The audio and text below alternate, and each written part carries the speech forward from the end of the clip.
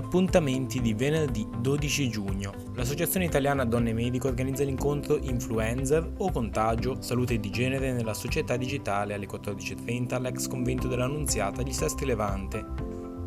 Nella chiesa di San Luca a Genova c'è il concerto Affetti e Variazioni con il violinista Jorge Jiménez, inizio alle 17.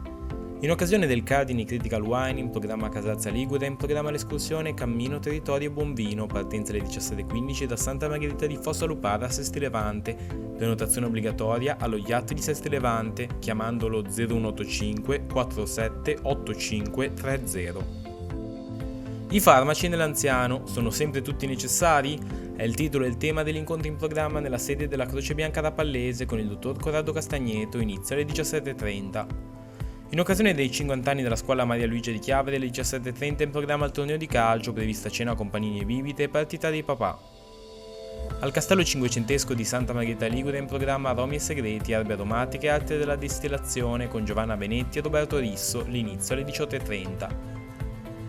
Per la rassegna Sale, Piante del Monte, Storie di Mare, Festival del Paesaggio Litorale, a Castel Dragoni Camogli c'è l'inaugurazione della mostra Digital Herbarium Stories di Andrea Tarella, l'appuntamento è alle ore 18:30.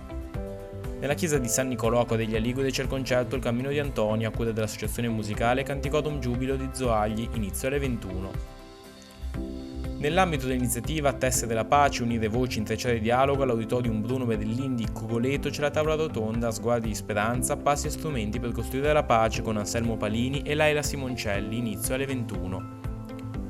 L'Associazione Culturale del Sestante organizza le consuete serate di osservazione con il telescopio al Parco Mandela di Sestri Levante alle ore 21. Si potranno vedere gli ammassi globulari M13 e M5 e la galassia vortice M51.